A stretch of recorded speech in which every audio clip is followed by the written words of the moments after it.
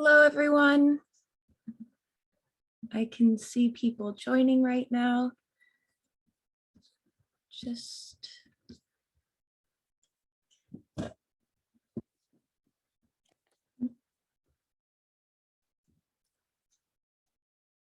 I'll just give it a moment while everyone's Zoom webpage loads.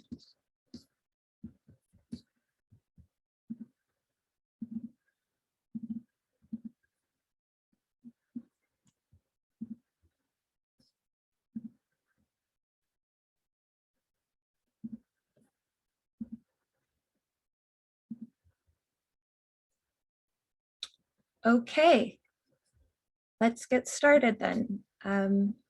Welcome to the Guelph Organic Conference, and thank you for joining us for the Designing Regenerative Field Crop Rotation session.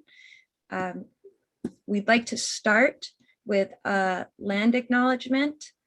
The sacred land where the Organic Council of Ontario and the Guelph Organic Conference resides is situated upon the traditional territories of the Wendat, Haudenosaunee, Anishinaabe, and Mississaugas of the Credits peoples.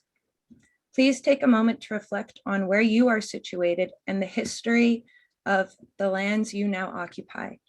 We welcome you to share your own land acknowledgement in the chat. We encourage you to learn about the history of the land you are in relationship with by visiting Whose Land and nativeland.ca. So, how to participate in the session. Everyone's pretty used to Zoom these days, but we'll just go over quickly how we'd like you to engage here. We invite everyone to introduce themselves in the chat, located on the right side of the screen. Make sure your chat audience is set to everyone, or your message will just be sent to the panelists. There will be time to ask speakers questions after their presentation. There are two ways to ask your questions. You can write your questions in the Q&A box located at the bottom of the presentation screen. And if you can just try to do that instead of putting them in the chat, it just makes it easier for us to manage them. And then you can also raise your hand, and during the questions portion, we'll call on some people to ask their questions live, if that's something you'd like to do. We are also happy to be able to provide French interpretation for this program, provided by Andre Muse and Adrian Adams. Turn on the live French interpretation by clicking the interpretation icon and selecting French. We are also very fortunate to have these presenters share their knowledge and experience with us, as well as the community of attendees that have joined the session. So we ask that you please communicate respectfully with all session participants. So the Organic Council of Ontario is one of the hosts of the Guelph Organic Conference this year. We're a membership-based nonprofit association that represents the organic sector in Ontario. We're the only trade association working and advocating on behalf of the entire organic industry. OCA has a vision of a thriving local organic food system. Our membership includes all certified organic operators, but supporting members are a main source of revenues and also receive benefits. If you like the work that we do and believe in a strong local organic food system, consider becoming a member. And then for updates on organic agricultural news, resources, funding opportunities, and green jobs and more, sign up for our e-news. The OCO AGM is March 31st, and we are currently recruiting board members. Please send us nominations for our board. I'll be posting some links after I'm done presenting in the chat. And then finally, this year's conference theme was inspired by OCO's Organic Climate Solutions campaign. Through this campaign that was funded by the Government of Canada's Climate Action and Awareness Fund, we want to raise awareness of the environmental and economic benefits of organic and regenerative farming practices and the resources available to farmers in taking up these practices. We would also like to extend a thank you to Tomas Nemo for his 40+ years of commitment to the organic sector and his long-standing work on the Organic Conference, which has been an important meeting place for the sector over its many years. And lastly, we'd like to thank our sponsors. The Guelph Organic Conference would not be possible without the support of our sponsors. Thank you to all of our seed sponsors. You'll be able to connect with all the sponsors in the exhibit hall on the conference website. I'd like to extend a thank you to our grow level sponsors, Yorkshire Valley Farms and EcoCert, and our flourish level sponsors, Fennings Organic Farm and ProCert Organic Systems. And then we'd also like to acknowledge our appreciation for the financial support provided by the Prairie Organic Development Fund and Agriculture and Agri-Canada for this session, especially as part of a 10-part series of producer trainings they're supporting us with. And so lastly, we'd like to offer a special thanks to the session sponsor, Canadian Organic Growers. I'll now pass it off to Eric Pesor to say a few words on their behalf. Thank you, Jamie and OGO and the Guelph Organic Conference. My name is Eric Pesor, and I'm the Organic Transition Manager at the Canadian Organic Growers. For any of you who do not know, the Canadian Organic Growers is a national organic farmer and consumer association and a registered educational charity. COG offers training and resources to raise awareness about organics and assist farmers and gardeners in adopting sustainable and commercially viable organic production methods. We are engaged in policy work and industry development at the local, regional, and national level, and offer a voice for organic farmers and consumers to governments on matters related to food and farming. Our mission is to provide education, advocacy, and leadership to help build an agricultural system that empowers farmers and consumers, enhances human health, builds community, and mitigates climate change while increasing Canadian food sovereignty. So farmers and consumer supporters of COG have been making a real difference for over 40 years. For example, our farmer and gardener handbooks available in our online store help guide growers through organic practices. And I want to remind organic and transitioning farmers that your membership in COG is now free. Just reach out if you have not claimed it. For the consumers here who are not farming, you don't have to be a regenerative organic farmer to make a difference in the world. In fact, your voice and support is vital to helping the sector continue to grow, and your membership helps us support farmers. I want to quickly highlight how we help farmers. One of the main ways we support transitioning and organic growers is via COG's Plain English and Plain French Guide to the Canadian Organic Standards and the Permitted Substances List. You can find the section-by-section guide on our website, along with our handbooks. More directly, for the past 3 years, we've had an Ontario Trillium Foundation funded initiative known as Growing Eastern Ontario Organically, or GEO, that has helped transition 10,000 acres to organic. I'm pleased that one of our panelists, Jen Doman, is a participant in that program, and our moderator, Rob Walbridge, is one of our agronomic consultants. While this project is wrapping up, we're actually ramping up a project in Saskatchewan to help increase the supply of regenerative organic certified oats. Dr. Chris Nichols, our colleague, is producing regenerative organic training materials based on the needs of oat growers over the next 3 years. We are also continuing to work on a major AAFC-funded initiative, the Canadian Access Project, that examines barriers to and possible solutions for increasing the supply of domestically produced organic food to meet the rising domestic demand here in Canada. Specifically, we're looking at the environmental and economic benefits to increasing domestic supply in 6 organic supply chains: blueberries, carrots, peas, garden greens, oats, and beef. We are also pleased to be a founding member of Farmers for Climate Solutions, and I hope that many of you heard Brent Preston's keynote kick off the conference. We are working on a cover cropping curriculum with LCS and plan to reach 10,000 farmers with regionally based cover crop training over the next several years. Lastly, if you're based in Eastern Ontario or Western Quebec, I want to remind you to look out for an invitation by early February to a part 2 of this session on Saturday, February 26th, when Jen and hopefully Matthew will join several other of our GEO Eastern Ontario field croppers to have a more regionally focused discussion on rotations. If all of this is something you can get behind and support, then please visit our website, contact us, make sure your membership is up to date. Now to hear from the really important people, the farmers. To introduce the farmers in the panel, I would like to introduce our moderator, Rob Walbridge. Rob is currently the agronomy sales lead for Shore Source Agronomy, following 4 years as the organic specialist for Thompson's Limited. Rob's also worked as an organic inspector, has done extension work for the Organic Meadow Cooperative, and has consulted on organic agronomic marketing and certification projects. Rob is also currently the president of the Organic Council of Ontario. And with that, I will pass it off to you, Rob. Thanks, Eric, and welcome everybody. Thanks for joining us today. I'm really looking forward to some great discussion with the experts we have gathered here, and also really looking forward to hearing from you as well.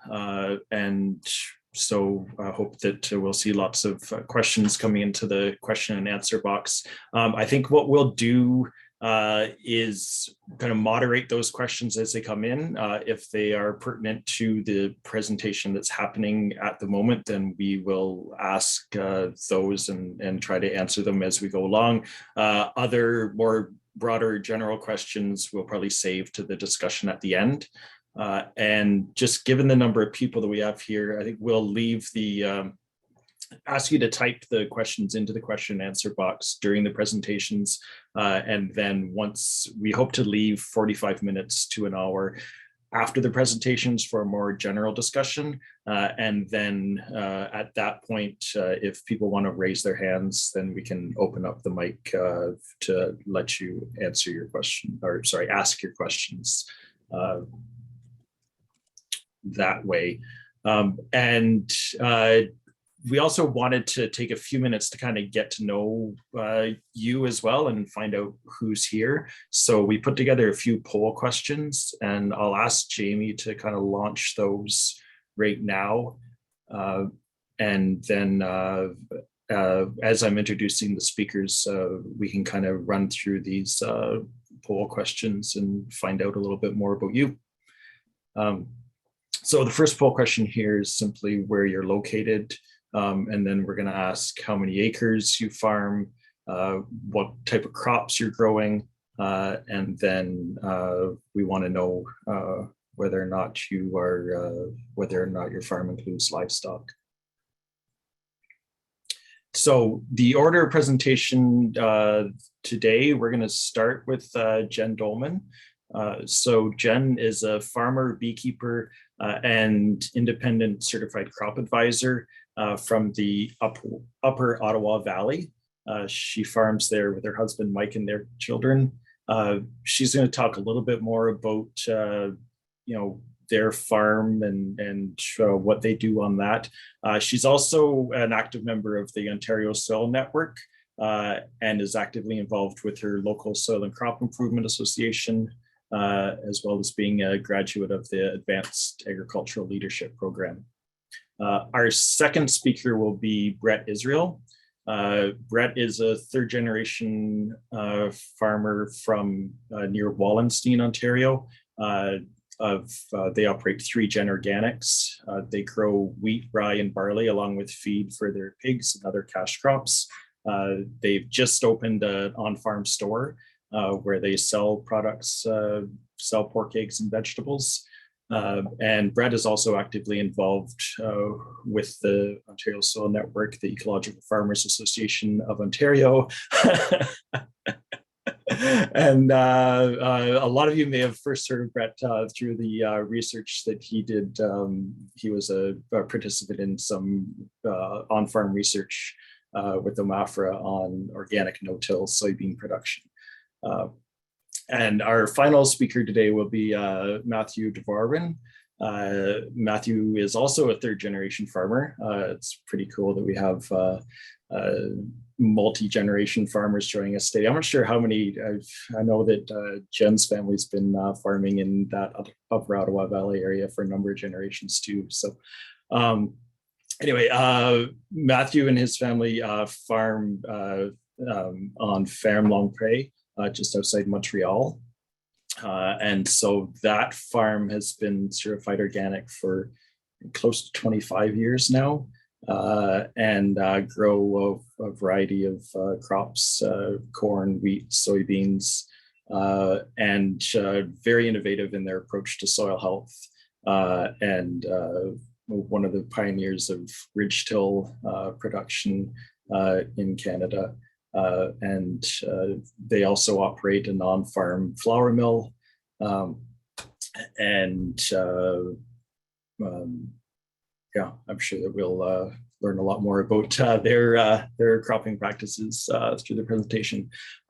So before we jump into Jen's presentation, let's just review the poll here. So it looks like we have about 70%, 77% of people here from Ontario. We have a few from Quebec and the Maritimes, a couple people from Western Canada, and even the Western US. Looks like we have we're split pretty evenly between kind of small scale, 1 to 10 acre, and then the rest of you are kind of split from 10 to 100, 16%, 100 to 500, 23%.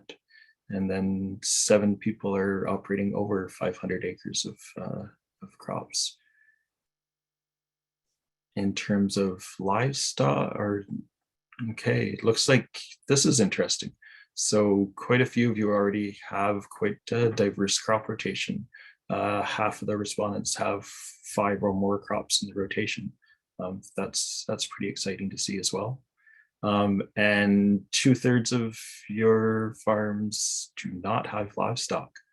So that'll be something else to discuss a little bit as we go through. Great, thanks for participating there. And without any further ado, let's hop into Jen's presentation. Thank you very much. I'm just looking here, just making sure that I'm finding my PowerPoint presentation that I was sure I had loaded up, and it is not showing up on the screen share. So just give me one quick second. Got to start with a good technical issue, eh? Oh, and speaking of technical issues, I lost sound while Eric was talking. So if you do lose me, please let me know and I can try to beam in again. You'll see that I actually am coming in from 2 screens today for that reason. It's Yay Country High Speed. So when Eric and Rob reached out to me and asked if I would come and speak at the organics at the Organic Growers conference, I was a little confused because I'm not yet organic. And I was kind of like, how am I going to contribute to this conversation? But they put forth a pretty good argument. Eric had talked today about the Eastern Ontario program, and I definitely was very keen to see that come. I think there's a lot of barriers. People like myself are keen. We're looking over the fence, but it's another thing to actually take that leap.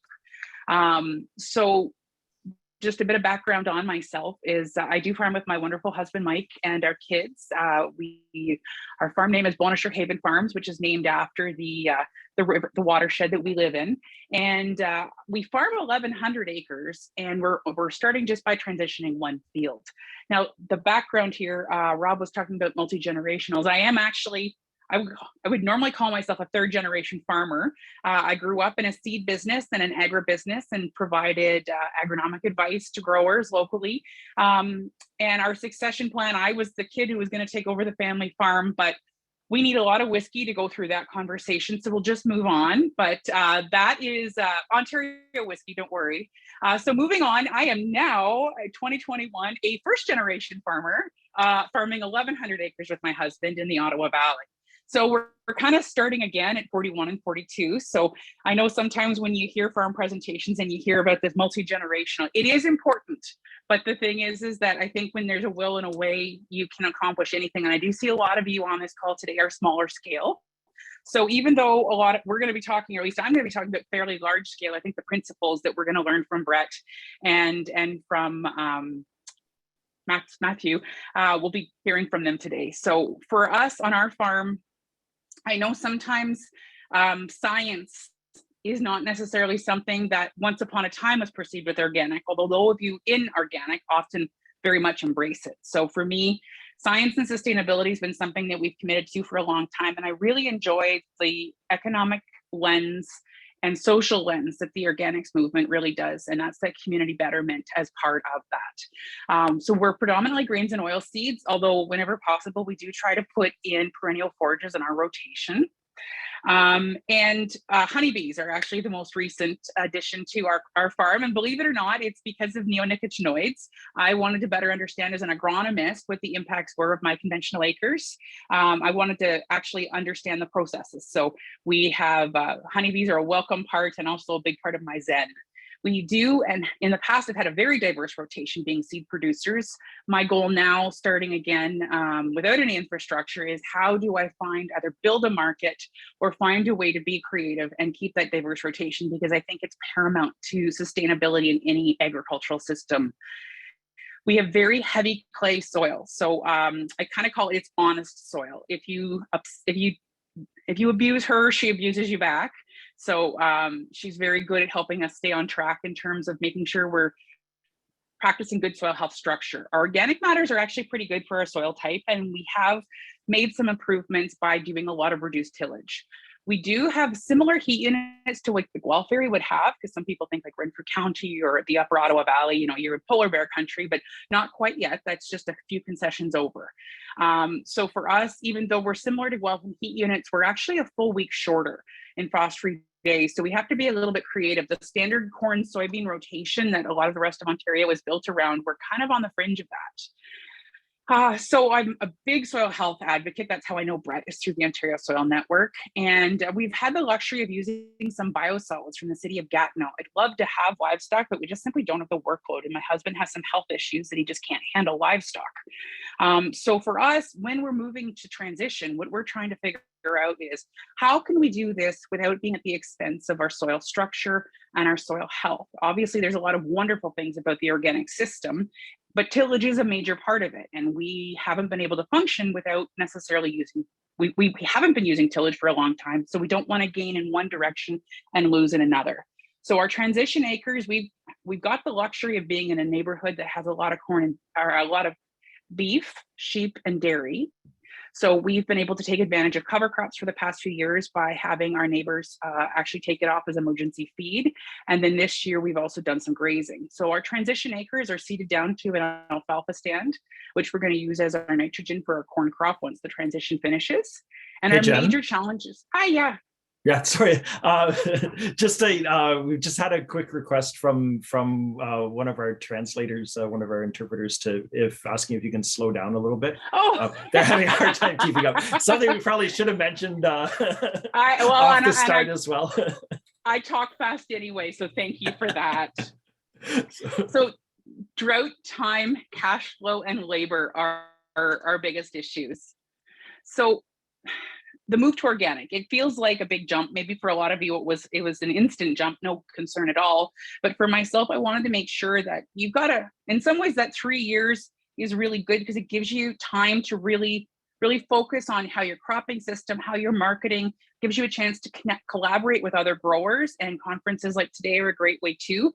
But sometimes it's one of those things where until we actually move forward, there's a lot of things to consider. So the biggest hesitation points for us, and I'm really looking forward to hearing the other presenters today talking about this, is how can I manage my weeds without sacrificing my soil health? What are the requirements I'm going to need for on-farm storage and infrastructure? Because it's not necessarily something that we're going to just be able to ship at harvest like a lot of my neighbors can do.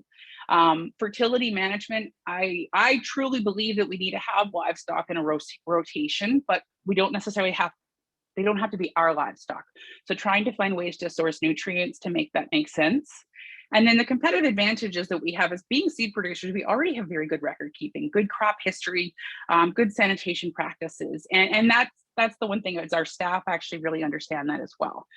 We're starting with clean fields and good fertility, and we do have good drainage. And I do truly believe that, preparation, an ounce of prevention is worth a pound of cure. So a good plan makes the difference. And we have a lot of great opportunity to collaborate with neighbors. We do have a good on-farm approach to systems, making sure that the biggest thing here is that, and this is the part where you can tell I'm a croppings instructor at Algonquin College, is really focusing on when I'm going to transition these acres is I need to explore my market opportunities, and I want to connect with this collaborative community. We need to keep working on our on-farm cultural practices and manage our profitability, because, like, plain and simple, and at the end of the day, it needs to be sustainable in terms of profits and the ability to move forward. So for us, a big part of what we do simply goes back to just simple integrated crop management, and that is starting with clean seed. And again, if we do have questions on seed, we can talk about that today. Making sure you're managing your water. And for us, because we live in an area that isn't dry, it's overly wet, it's having good drainage and good structure. And then that crucial rotation, which I'm really glad Rob had a chance to pull you folks on that, is just making sure that we're minimizing any pests that don't need to be there. And my dog is, the propane tank is here to fill up my house, so I apologize for my dog. And that pretty well wraps me up. I'm going to let it go ahead now to Brett. All right, thanks, Jen. I think you've identified a lot of the considerations that people have to look at, when they're going through the transition process, and so that's, I think, a great way to kick us off. And now we'll move on to Brett. Well, thanks, Rob, and good to hear from you again, Jen. Looking forward to being able to talk to everyone today. If it's all right, I'm going to turn off my my actual video just to preserve the integrity of the bandwidth. I know this face is the moneymaker, but we'll have to go without it, alas. Mom always said I got a face for radio, so we'll just do that and get set up on the screen share here. It's really exciting to be able to address the group today. Certainly, we found the Guelph Organic Conference to be very instructive when we started down the process of looking at organic production being viable for our farm. And it's pretty cool to be able to come back every year that it was in person. We were certainly there since we started down this path, and being able to participate virtually this year, a lot of credit goes out to all those involved in the conference. Rob, if you wouldn't mind, is the screen share working properly? Please confirm that. Yeah, you're good. You're full screen, looking great. Looking great. Hey, nice alfalfa. What a great way to kind of look at today. It's snowing outside where we are in Ontario, and geez, you don't think we're ever going to get through winter, but spring will come, and eventually we'll get a nice opportunity to see green growth again. Very exciting. So hey, thanks again, folks. My name is Brett Israel. I get to farm every day with my parents and grandparents. Really love this picture. Go back to it quite often because I think it really sums up what we try to do on our farm, which is balancing the land, the livestock, and the people of our farm to try to be able to create the best quality food for our community, hopefully improving the quality of our farm's ecosystem, and ultimately, hopefully engendering a healthier world for my children one day to live in. Kind of cool. Grandpa's actually feeding some cover crops to the pigs there. Hey, you got to have the big, beautiful green equipment in the background. If it's not John Deere, you got to paint it green because when it's green, it runs better and doesn't break down as much. That's what they tell us, at least. So a bit of an overview of the farm. I don't want to dwell too long on this, but we farm basically half an hour outside of the Guelph area. We're in Wellington County. We've been farming, well, it's 3 generations that are active today, but the farm's been in the family probably for 6 generations or more now. At one point, Carl, my grandfather, was the youngest generation. And obviously there's been a lot of changes over those years. If we go back to the 1950s, this is where Carl was growing up and starting in his farming career. This is what the farm looked like.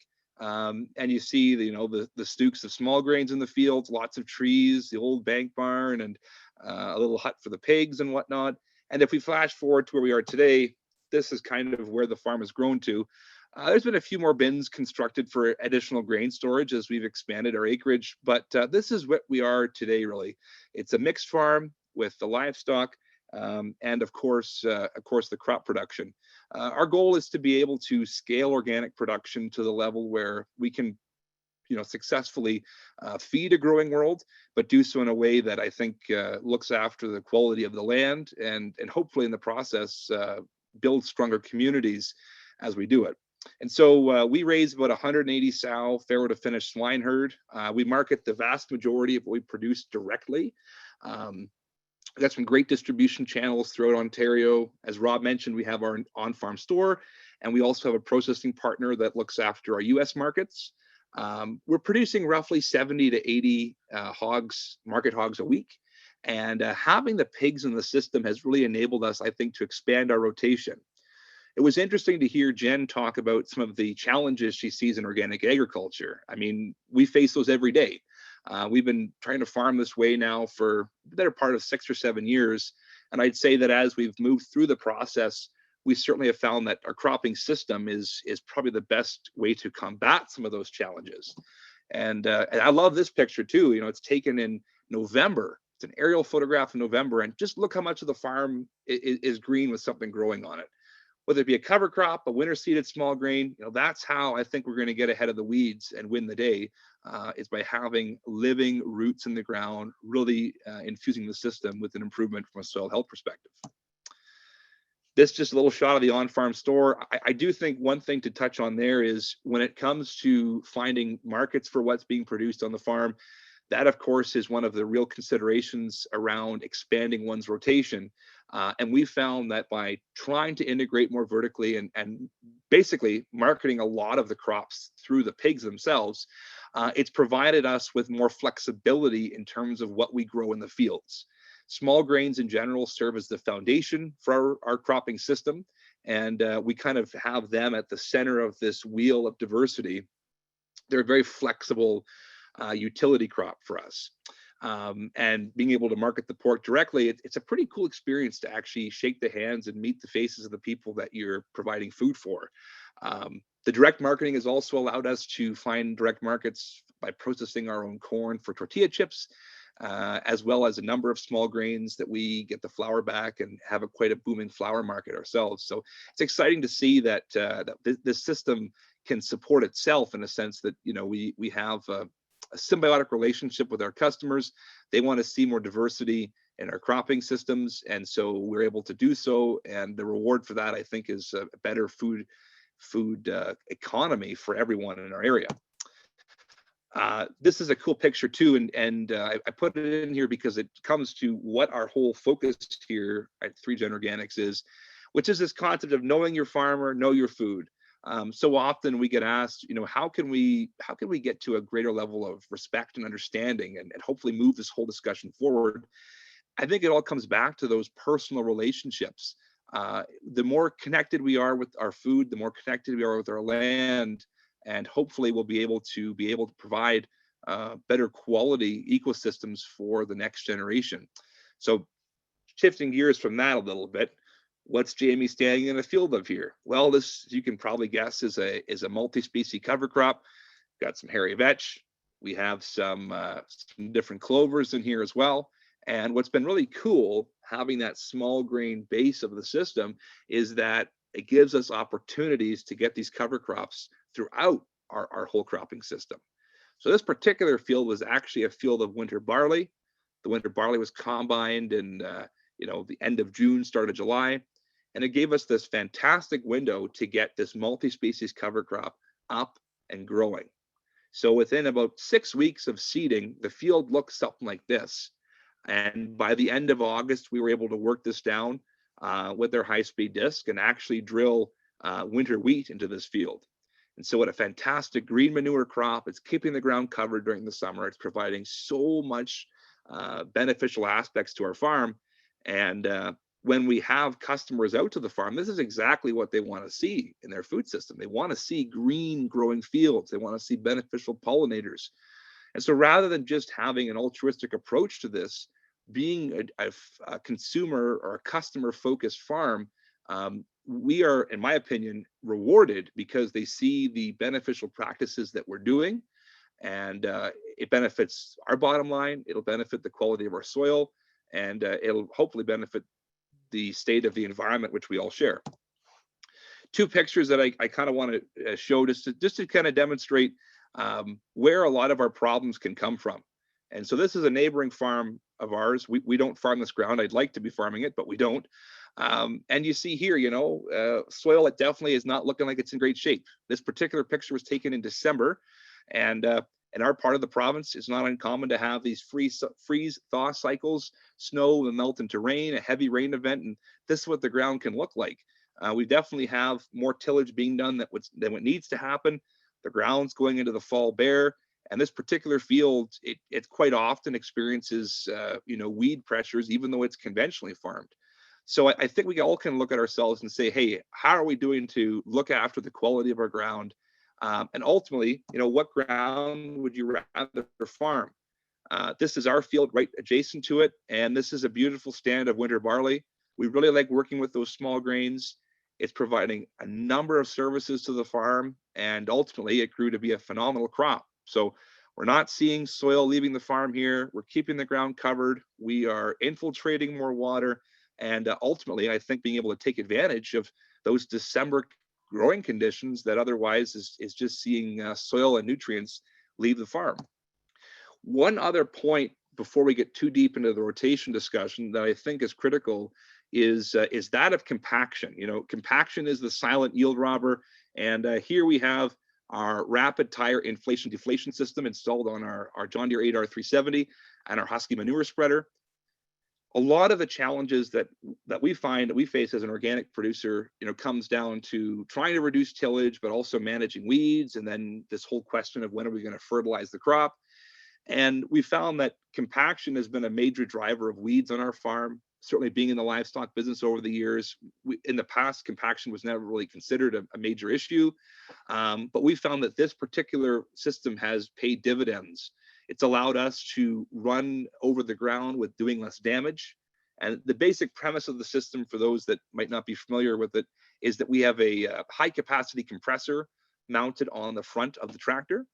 And we have a controller inside the cab that allows us to rapidly inflate or deflate the tire pressures to reduce the actual downforce compaction on the soil that we're driving over. So to be able to drive safely on the roads, we should have our tires inflated to 25, 30 PSI tire pressure. But in the fields, we're actually able to drop that down to under 10 PSI. And a lot of the research shows that most compaction damage can be mitigated if we keep our tire pressures under 15 PSI. So it's been a pretty important tool for us.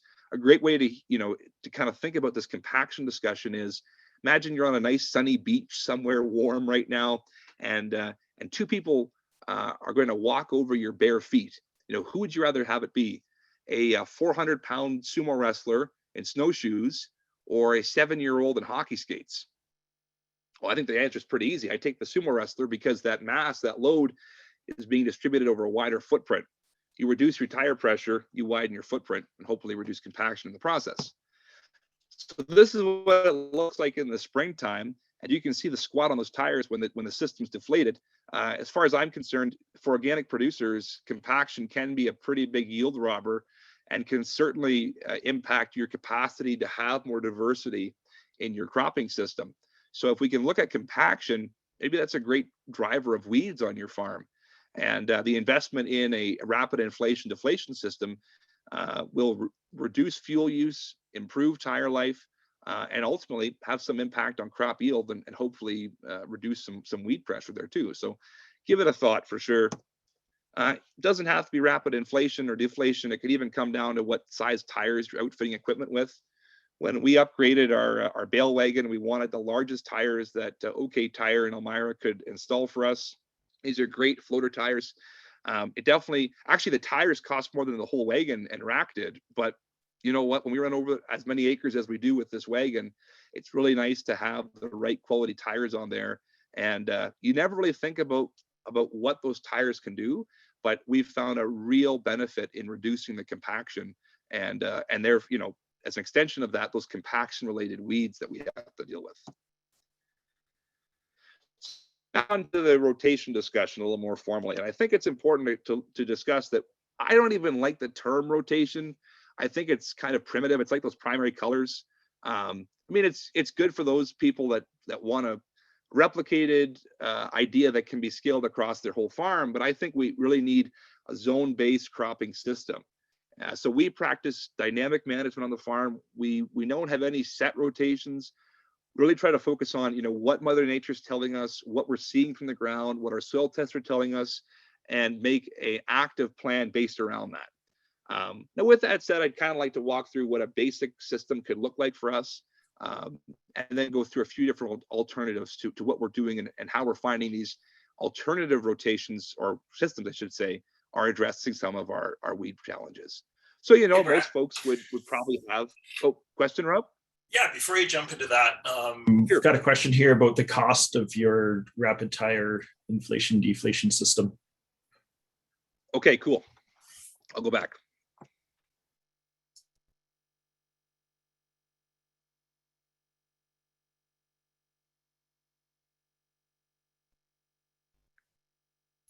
Do you have the question, Rob? How much did it cost? Oh, sorry. Okay, yeah. So that's a great question. All told, for this particular system, it came in around $35,000. And so that allowed us to have the high capacity compressor and all of the hardware to get to all the various tires. Now, you know, in my opinion, for the type of equipment we're running, $35,000 might seem like a lot of money, but this system's paid for itself in the past 2 years. I'm convinced of that. We apply a lot of our liquid manure gets applied onto our winter small grain acres at green up in the springtime. So if we're, you know, running over the wheat fields or winter barley fields, we've seen a massive improvement in the crop's capacity to fill in where the tire tracks were, because we're doing less damage. And so in the past, we always would see an area of the field that where those tire tracks were in that wheat crop, they never fully recover. Now on a yield map, it's pretty hard to find where you ran over the wheat there. So 35,000 should put you in the ballpark for it, and it pays for itself within a couple of years, I think. Great, thanks. Flipping forward to your cereal rotation, Jen's Yes. wondering if you sell all the straw from your cereals or keep it on farm. Excellent question, Jen. So, you know, if we're looking at our whole farm, I'd like to be saying that our goal is to be running over 1,000 acres, hopefully grow it up to that 1,200 to 1,500 acres in the coming years. I would say that a good half of our acres are in small grains every year. And we really view them as that pivot crop. It's kind of like the playmaker of the whole cropping system. So when it comes to the straw, it all comes down to number one, satisfying our own on-farm needs for straw. As our livestock is on straw bedding, we need enough straw for them. And then looking at what do we have in terms of trading straw for manure in our community. One of our competitive advantages is having a lot of livestock in the area, and in particular, a lot of Mennonite farms that might be limited from a land-based perspective, but have a lot more in terms of their livestock. And so we have good opportunities to trade straw for solid manure. And that certainly, in my opinion, is a benefit to our farm. We have sold straw in the past, and on a year like 2022 looks like it'll be where prices are right. We're not afraid to pull the trigger on selling straw if the price is right. Ideally, it would be traded for manure, but selling it is an option. Cool. So if there's no further questions now, I think we'll keep motoring along here. Getting into, you know, what is this kind of cropping system? What can it look like? Let's look at some pictures and see where we started when we got into organic production and kind of where we are now and some new ideas we have. So of course, it all starts with the small grains. Here's a field of spring wheat. We love to seed small grains thick. If we seed them thick and seed them early, we have no mechanical weed control in any of our small grain crops. I've never tine weeded small grains. I never intended tine weed small grains.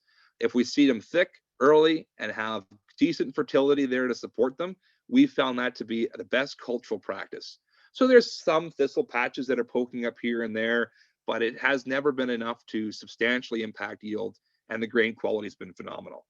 So after we harvest our small grains, excellent opportunity to get our solid manure applied. Typically in that later part of July and into August, this is what we're really trying to get done. We're trying to get manure on, get cover crops established. Usually we'll broadcast our cover crop seed, spread on our manure, give it a light incorporation, and get the cover crop going. And this is kind of what we aim to have. So a big part of that cropping system is the diverse covers. This is a truly multi-species mix. The sunflowers, the phacelia, the different types of clovers, some grasses, brassicas, peas. This is what we want to see. And what's pretty cool is that it can all be achieved for, you know, $25 an acre in seed costs. We don't have to seed extra thick. They just seem to really stool out and bush out. You'll also note that we have another pile of solid manure there. I ideally would like to have it where we have multiple modes of manure onto our farm. So we never apply too high of a rate at once. We kind of spread it out and spoon feed it. I think a lot of the issue with manure management has come from applying it all or too much at once, and then we can have more environmental issues. So in this case, we typically would apply half of our solid manure per acre when we'd harvest the small grain crop, let the cover crop get up and growing, and then apply the second half prior to terminating the cover crop. So if we're going to put on 10 ton to the acre of solid cattle manure, we do 5 after harvest, and then 5 prior to the fall or winter, I guess you could say. Okay. Question here on the seeding rate for your cereal grains. For sure. When you say thick, what do you mean? Well, great question. Typically, I'd like to be 25 to 30% above what our conventional agronomists would recommend. So, we try to seed in seeds per acre, not just pounds. And so if we are seeding early, the recommendation usually is for a lower seed rate, but we like to be 25 to 30% higher than that. So if you're looking at rough pounds, we're usually at least 180 pounds per acre of our small grains. It would just depend on what the seeding date is and the seed size. Thanks. Cool. Question 2, so the manure question, whether it's coming from organic farms or whether you're sourcing some conventional manure off farm. Yeah, so any manure that we bring on usually would just come from compliant beef farms in the area. So they're not organic farms, but they meet our certifiers requirements to be an approved input source. And we found that beef manure is a nice addition to our farm system. Working with the hogs, we tend to have pretty hot manure. So the beef manure, it's not nearly as potent as the pig manure can be. And so it's kind of a nice 1-2 punch there. Also a question about the brassicas in your cover crop mix and whether you've come across any insect pests as a result of having that included. Yeah, we've been working with brassicas for half a decade now and no issues at all. In fact, our whole insect pest pressure, when we were conventional farmers, we had substantial insect pressure on some of our crops. Since we've gone to organic, we have such an influx of beneficials, it hasn't been an issue at all. And it's been kind of neat to see, maybe we'll get stung in 2022, but so far there hasn't been any issue to speak to with respect to that. And typically, like here, you'll see we got a few different brassicas in this mix. We like to work our cover crops down with a shallow incorporation pass in the fall.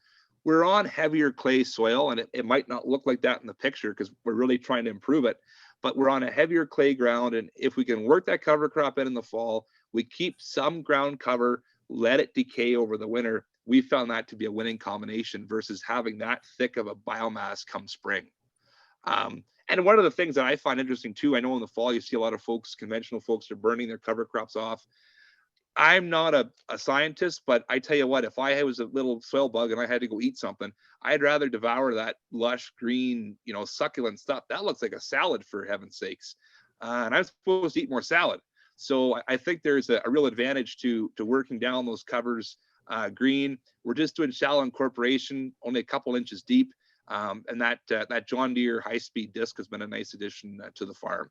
We don't moldboard plow, but I do see there being value for those folks who do. And I think whatever works on your farm, you got to do whatever works for you.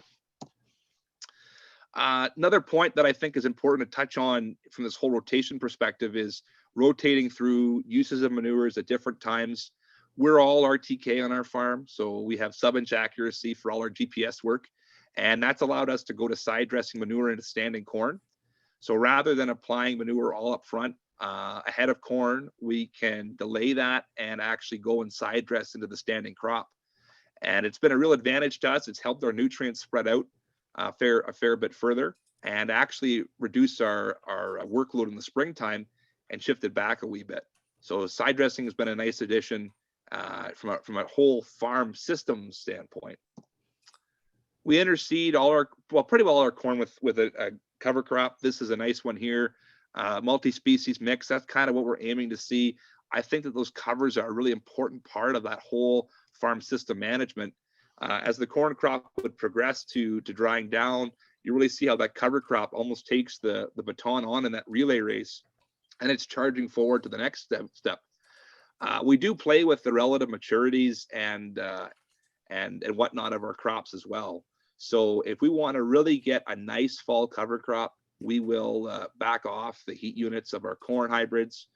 Typically a full season grain corn hybrid for us would be like a 96-day corn, but we found that if we back it down, let's say an 80-day, we can still get excellent grain yields, and we can let the cover crop really thrive with more growth into the fall.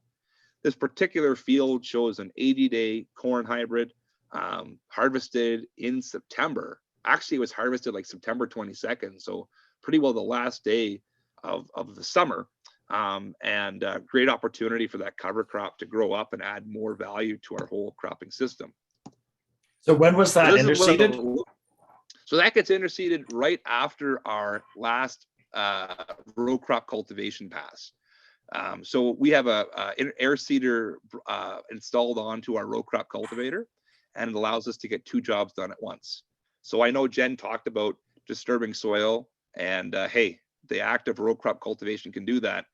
But I was raised to be a good Catholic boy, and I'm supposed to atone for my sins. So I think if we have the air seeder on there and we're dropping a cover crop, I'm making Father Sheridan proud. So anyways, this is what the field will look like, come into the fall. And that was, 180 bushel corn on this field, and you really wouldn't know that because all the residue is underneath the cover crop. So we found that to be a pretty nice system. So I dress the manure, come through with the row crop cultivator, scuffle in the manure so it gets incorporated, drop the cover crop, walk away, and come back at harvest time. And we've been able to get away with typically only 1 to 2 row crop cultivation passes on all our corn acres. I don't see the need to do more than that personally for us right now. So now, do you have a stock chopper on your combine, or do you go back over it with a mower afterwards, or how do you handle that corn stalk residue? Yeah, excellent question. Again, we run with a stock chopper. It's the 608C John Deere chopping header. And I love that header. I mean, we've had it chop. We used to have a Yetter chopping header before we went to the John Deere chopping header. And I would highly recommend that as a good way to kind of add a little bit more flexibility in that residue management. If we can get the residue chopped up a little finer, that cover crop, it's almost like it consumes the residue too. Like when we have all that biology there under the corn canopy, we get the corn picked and harvested, that cover crop like grows out of nowhere, it seems. And then it's like the residue breaks down faster under the cover crop canopy. It's kind of cool. So that question around how we get the cover crops going, this is our row crop cultivator. We have that yellow air seeder on there. So we drop the cover crops down between each row. This is of course a field of soybeans, so we're not dropping cover here, but I just wanted to include a picture of that to show really clearly what it looks like. I think soybeans have been one of the areas that are hardest to manage for most organic producers, and manage weeds without the use of all this darn tillage. We certainly found that, and I'd like to touch on a few points just to wrap up my portion of the presentation of what we're doing from an innovative cropping systems focus, using small grains to better manage our soybeans, if that's okay. So I'll just skip over these slides quickly. Good grain, good feed, happy pigs. And I call these the soil porn pictures. I always talk about food porn. So this is soil porn, like everyone loves looking at roots and whatnot. It's kind of interesting, this picture actually. So you might notice that's actually a brassica top growth. That's a brassica leaf, but that's not a brassica root system. And our cover crop seed salesman, when he came out, he took out a lamb's quarters plant. So that's actually a lamb's quarters root system, and he broke it off and made it look like it's part of the brassica plant. All that is to say that even these weeds that we deal with, hey, that's nature's cover, right? Beautiful structure there that lamb's quarters plant is providing, albeit we don't want a whole field of them, but there's value in everything, I guess, right? We got to look at the world that way. So small grains, a lot to smile about. This is kind of where I want to focus the last part of my presentation on. We went over a lot of the benefits of them. I don't need to share too much of that with you folks today, but I kind of want to go through what we're trying to do, and here are some ideas for a cropping system. So we love growing corn, very profitable crop, and we see a potential rotation working out to be corn, followed by spring barley, followed by a primary tillage pass after our spring barley will be harvested. Here's an example of us ripping up that ground when it's dry and very, very easy to be fracturing the ground in the summer months, and then turning that ground into early seeded winter wheat. If we have winter wheat following a spring grain, for example, we're able to much more easily get that early establishment and high yielding wheat. So we want to have pretty well all of our winter wheat in by September 15th at the latest, which would be around the optimal planting date for our area. So, you know, there's a potential idea, right? Grain corn, barley, and then into winter wheat, and then back to corn. Because we have all those interseeded covers and potentially an opportunity to get a cover crop between our barley harvest and our winter wheat harvest, I don't get too concerned about too many grasses on each other. I actually find that we found it to be a pretty good system so far. Another idea that we've been working with is getting double crop soybeans to work in our system. And we've had pretty good success with that the past couple of years. Obviously, 2021 was a record year for late fall heat, so I don't expect every year to work this well, but it was pretty awesome. So if you remember back to the start of the presentation, I showed you those two fields in December, one saturated, one looked pretty good. Well, this is the pretty good looking field. This is a field of winter barley. We took it to harvest, obviously. And so this field was harvested on July the 2nd, 2021. It was a field of winter barley that followed a winter wheat crop. So we got the winter barley in early. So you can kind of imagine winter wheat, then winter barley, harvest the winter barley, and get our double crop beans in. And so this field ran 141 bushels an acre weight off as excellent field of winter barley. All that we had to do to manage it was apply some liquid pig manure in the springtime. And again, there's a few patches of thistles poking through, but all in all, a nice field of barley. So we harvested our winter barley. We gave the field a light high-speed disking pass, and then came in and drilled soybeans into the winter barley stubble. And so the beans were drilled right after the combine had went through the field pretty well. We seeded them at a high seeding rate, about 350,000 seeds per acre on 7-inch rows. And this is what the beans look like. We didn't have any tine weeding or obviously no row crop cultivation. It was an excellent crop of double crop beans. It almost made 35 bushels an acre. And what was really cool, when I get excited about this, you know, we've got newer soybean genetics coming out of Western Canada that are shorter relative maturities. We've got higher yielding winter barley that's more winter hardy. And we also have a warming climate that I think will provide us more opportunities to stretch our growing season. So we usually figure the profitability threshold for organic double crop beans is 5 bushels an acre. If you're north of 5, you're making money. And you know, this was an exceptional year, but even at 20 bushels an acre, it's a great way to keep the ground covered and have a pretty good payoff in the process.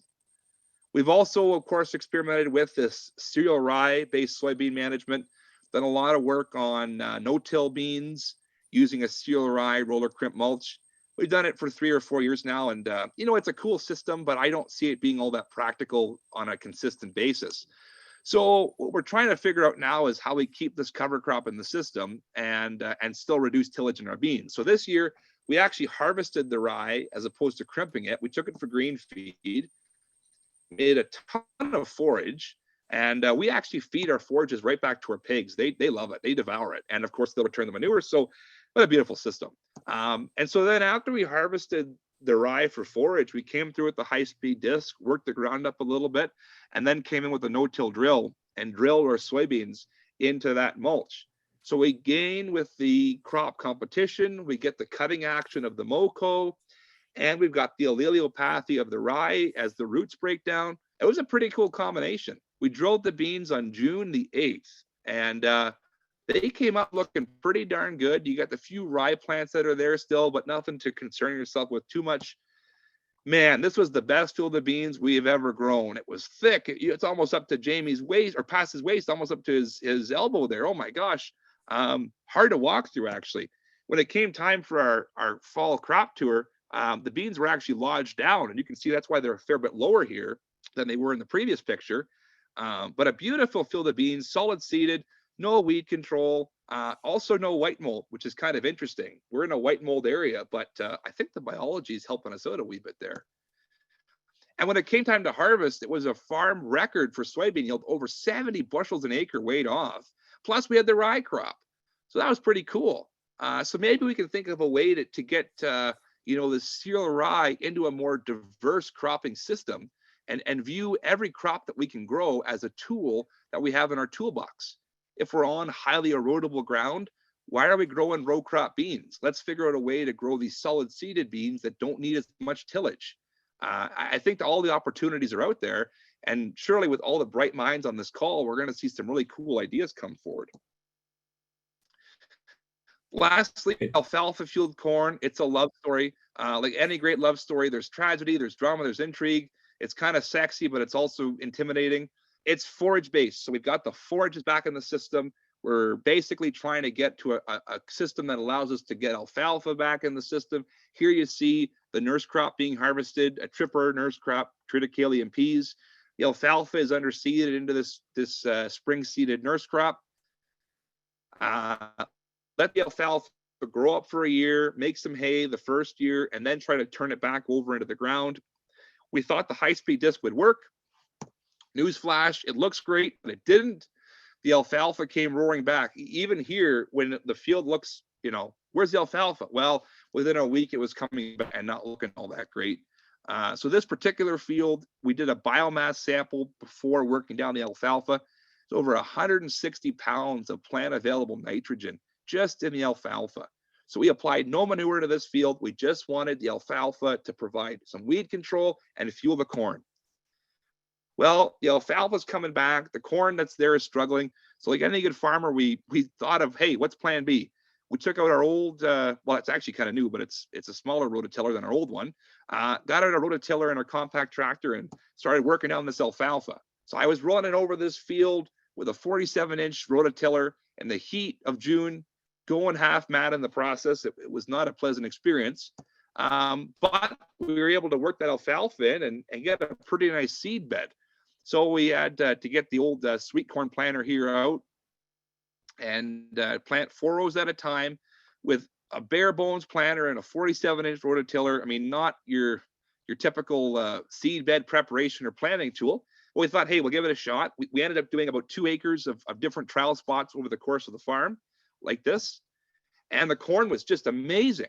I mean, it was on like nitroglycerin when it came out of the ground. It was just on fire. It couldn't be stopped. It was beautiful.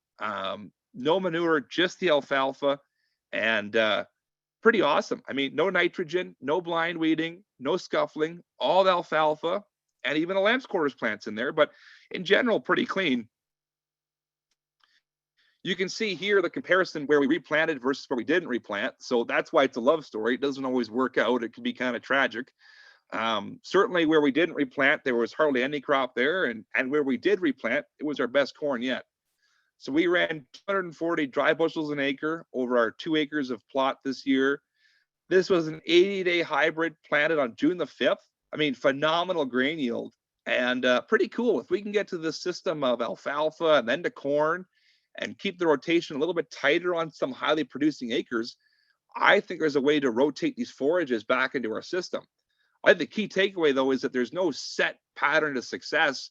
And really, we have to look at every crop type as being a partner to set up the future success on a field by field or even zone by zone basis. So, hey, know your farmer, know your food. And I look forward to the next presentation and questions later. Right. Cool. Thanks, Brett. Couple of questions, quick questions for you before we jump into Matthew's presentation. Do you ever bale corn stalks?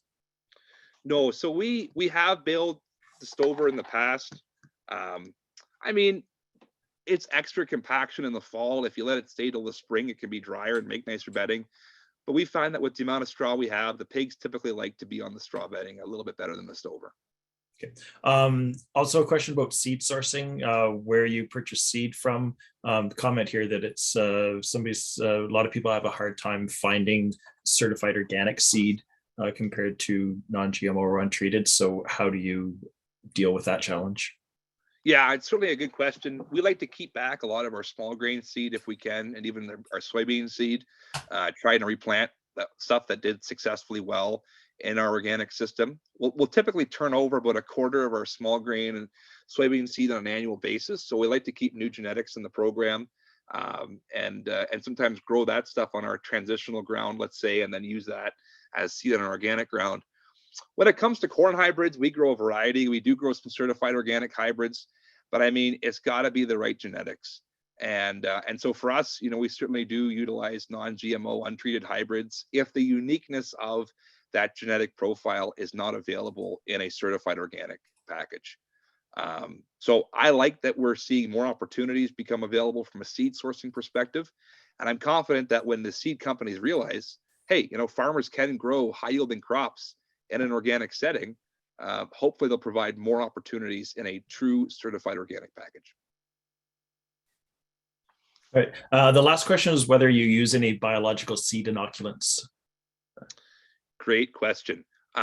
So we will use organic approved inoculant for our soybean seed.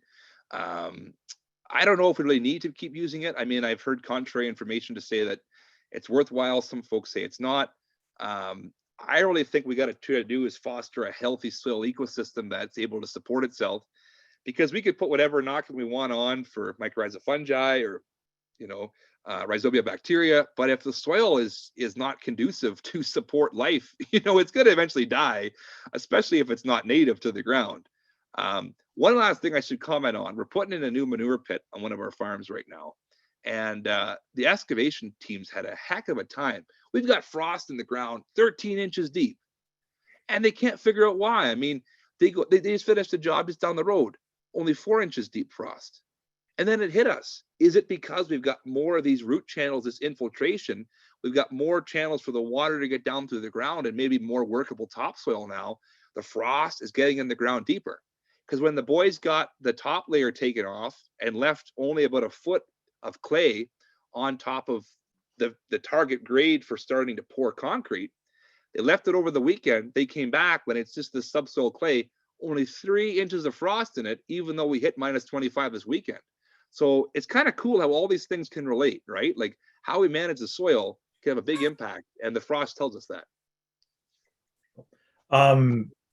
Your application rate of 10 tons per acre of solid manure split into two. How did you arrive at that application rate? Good question. We use that. OMAFRA's got some great nutrient calculators on their website. At that rate, we're able to put on roughly 60 pounds of plant available nitrogen for next year's corn crop. And if we match that 60 pounds with a good shot of liquid manure, like let's say 3,000 to 4,000 gallons, we can apply 150 pounds of plant available N. And between that and the cover crop, there's enough fertility there to get the crop across the finish line. Last question here before we move on to Matthew is the alfalfa that you were using to fuel your corn. What was your fertility program before that alfalfa crop? Great question. So this particular field had not received any manure for 3 years prior to where the alfalfa was grown. In fact, this was one of the fields that we did that research work with, the no-till beans, roller crimp rye, that whole package. So we didn't provide any more fertility for that. We do have high P and K levels in general, and that's why we face such a pressure with some of these annual broadleaves. So if we can figure out a way to use this alfalfa, reduce our manure application, it's a scalable system that I think can work well for us going forward. Thanks, Brett.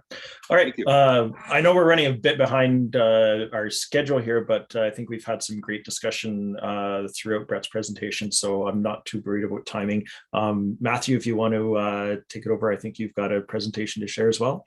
Yeah, sure. Well, I'll try to make it quick so we can discuss a little bit more about.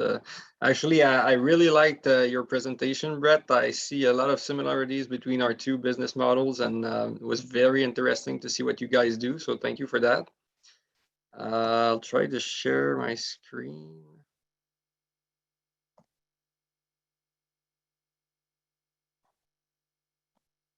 Is that working?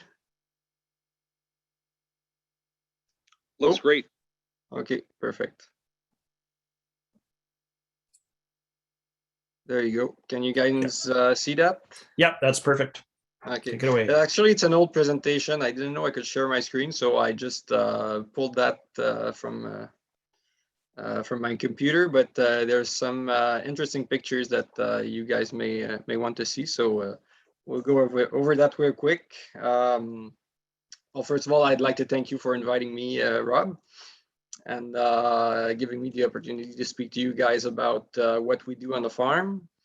So my name is Matt. I'm an agronomist and third generation producer at Les Fermes Longprés in Les Selles. So I farm along with my brother Greg and my cousin Justine, a bit more than 1,500 acres in Les Selles, right along the St. Lawrence River between Cornwall and Montreal. So we transitioned to organic in 1997. So it's our 25th year this year being certified. Of course, I was a bit young at the time, so I wasn't really involved in the process. But I know that the desire to build a more diverse and regenerative rotation system is really what led the transition to organic. It's my uncle Thomas who initiated the shift by introducing ridge till on the farm where we were still conventional in 1993. And in 95, my dad joined his two brothers. He did a career change. He used to be an industrial engineer. And he joined his two brothers, and their first project was to start a sunflower processing plant. So yeah, they produced oil. It was like a side business to the farm, which brought additional revenue. And the feedback from the consumers were, why isn't your oil organic? So that's actually what initiated the thinking process.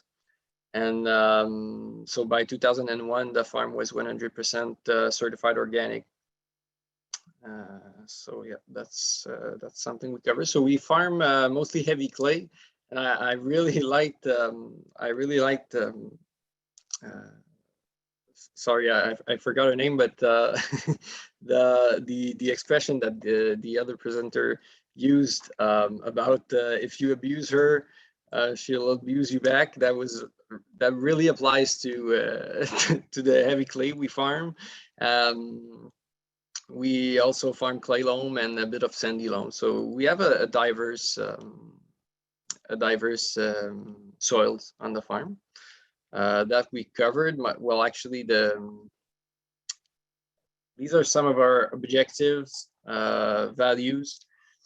We always base our decision making on self-sufficiency. So we try to be as more self-sufficient in terms of inputs, machinery design, in terms of maintenance, also in terms of marketing and infrastructure. So we build most of the machine we use in the field, or we adapt those machines, the machine we find on the market, in order to reduce cost and to have equipment that better fits our needs. One of our core value is also soil conservation. So we do ridge till. We don't do any moldboard plowing. We use green manure, of course.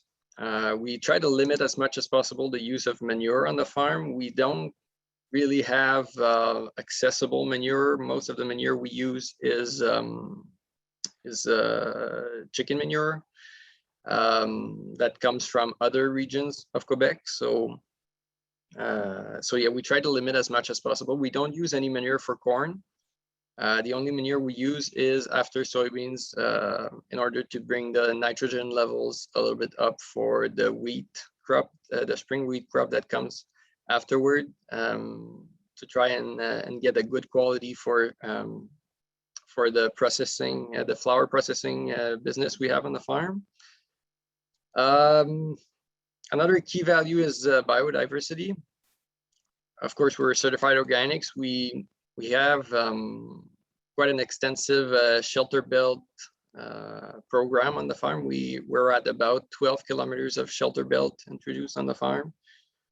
We do strip cropping, which I'm gonna talk a little bit more later.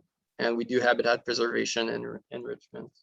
So as far as the, actually, I'll talk a little bit about our rotation. So we grow about 220 hectares of soybeans every year, about 220 hectares of wheat, and 100 of grain corn. So the rest is split between sweet corn for the processing market, your fields in summer fallow, and the land that we dedicate to our seed production of oats and peas, because we try to be as self-sufficient as possible for seed.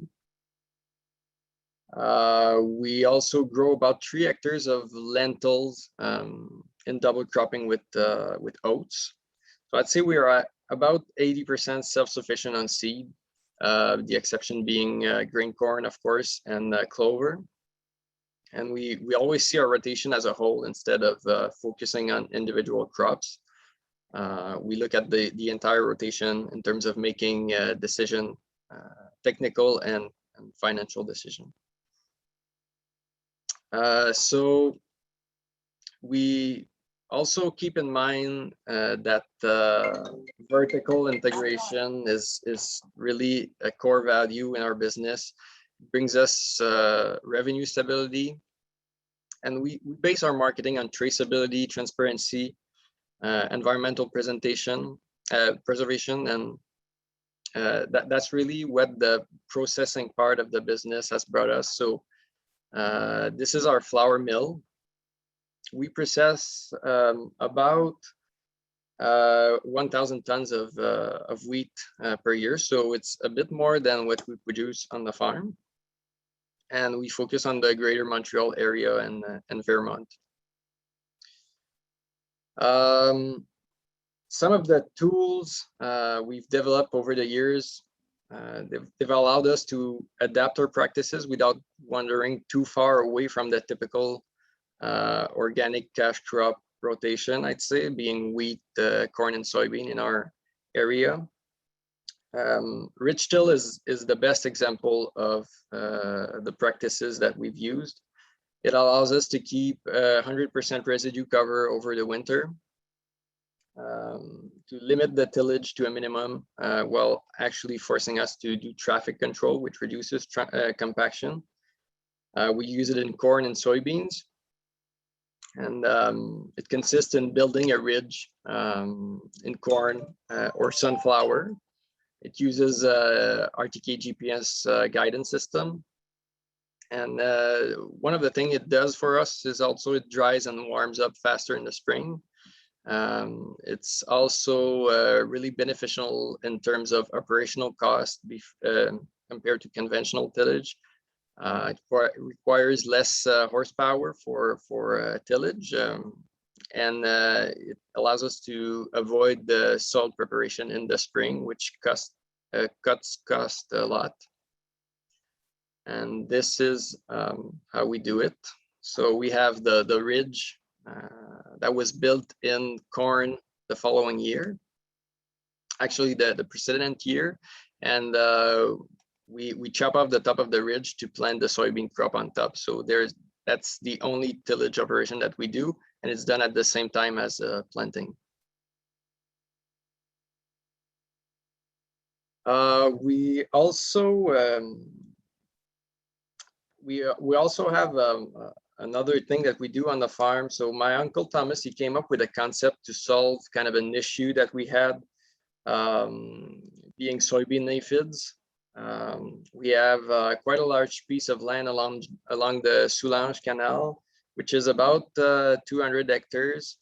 And at the time, in 2007, the government had quite of an extensive provincial program for planting shelter belts. So we took advantage of that program, and we split the 200 hectares lot in 5 different sections. One of those sections was split in 8 bands of 36 meters, where we planted the whole rotation in one field. So at the time we were growing corn, soybeans, wheat, and sunflower. And there was one band in summer fallow. So by increasing the biodiversity, using the shelter belts, and by alternating crops, having one rotation in one field, we managed to reduce the aphid pressure to kind of increase the beneficial insect population, to better synchronize the two and get a better control. So this was quantified, actually was monitored by a team at the University of Quebec that came to our farm and monitored the insect population. And we also recently noticed that we have a much lower Western bean cutworm pressure in fields where shelter belts are present. So that gives an idea that increasing biodiversity is our best tool in terms of managing pests on the farm. And 15 years in the making, it's a technique that doesn't really, it isn't really much more work because of RTK GPS. It's really easy to just come back and use the same map as before, and it's not really that much more work for the benefits it brings us. So that's the soybean aphid pressure on the left, between 18-meter bands, 36-meter bands, and the single crop in the field. So as you can see, the more diversity you have in the field, the less aphid you have. And on the right, it's the natural enemy population. So if you see at the same time in the summer, the natural enemies population is much more synchronized with the aphid pressure.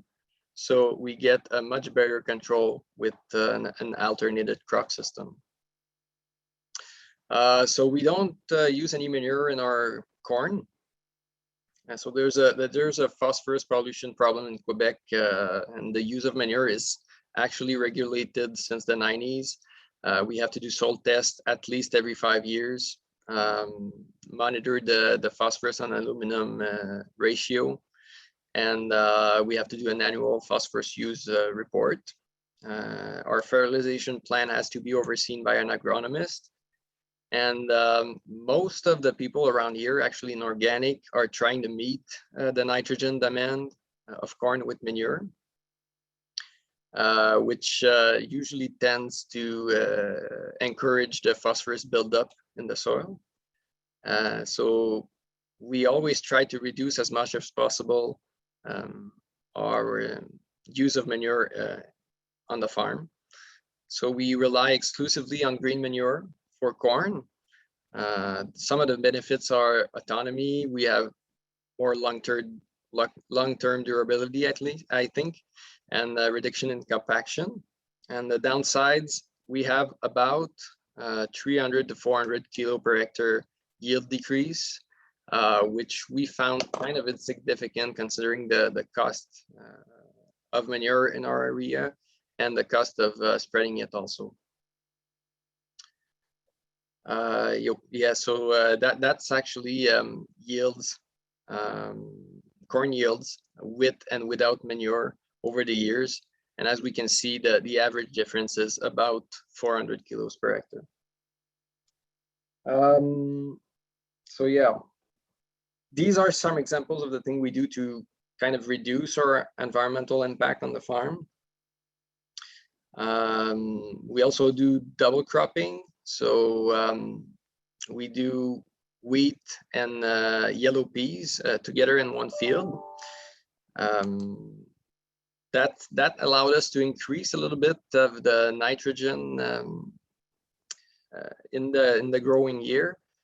And we've noticed kind of an association between the peas and the wheat, and we always get a 1% increase in protein in wheat when it's planted in association with yellow peas.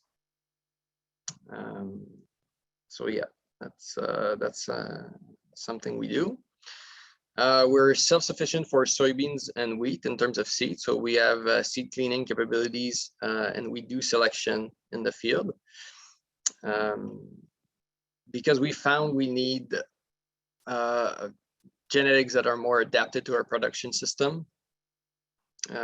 We used to be highly dependent on input providers, but for corn, it's still the case.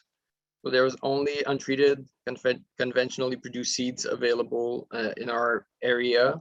And but now the offer tends to diversify a little bit with the Co-op AgroBio, making an alliance with the Austrian farmer co-op called SADBO to import organic corn and reduce our dependence on conventional input providers. So that's our rotation. About 18% is dedicated to corn, about 33% of soybeans, 38% in hard red spring wheat, 3% in sweet corn, 2% in green peas for the cannery market, about 1% in winter wheat, and yeah, so and the rest is forage peas for seed production, for cover crop seed production. So yeah, I'm not going to go over that because it's a bit long, but if you have questions about it, don't hesitate to ask them. One question that's come up, Matthew, in relation to weed control. Do you do row crop cultivating in those ridge-till crops? Yes, we do. So the first pass in soybeans following the corn crop is with, how do you say that, with discs. So concave discs that we use. And the second pass is a conventional heavy row crop cultivator pass. And usually with 2 passes, we get quite a good control. I don't know if that answers the question. So yeah, so these are some of the examples that we of the things we do. I think there's much more to be done in terms of adapting our to the new climate reality that we have, and diversifying our crops is probably part of that. And I see some farmers being way ahead of us on that part. But the best part of organic farming, I think, is the willingness to share what everyone tries and what works and what doesn't. And I think we're in a good position to face the future with that. So that's pretty much it for me. Great, thank you, Matthew. Another question just popped up. The chicken manure that you're using, is it from a certified organic farm or is it conventional? We have 30% of our chicken manure supply that comes from organic, certified organic farms. The rest is from conventional. Thanks. I do think that there is, Peter, you had your hand up to ask a question.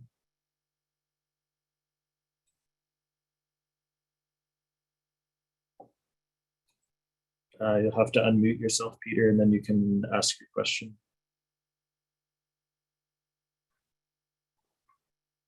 Oh, Matthew? Yes. I have a question for Matthew. For your corn, so you said you use green manure only. So Yep. What do you use? What crops previous? Are they planted in the wheat crop before? And how much N do you get from whatever crops you use? Okay, so what we do is when we do the tine weeding in the wheat, we only do 1 pass and we seed the clover mix.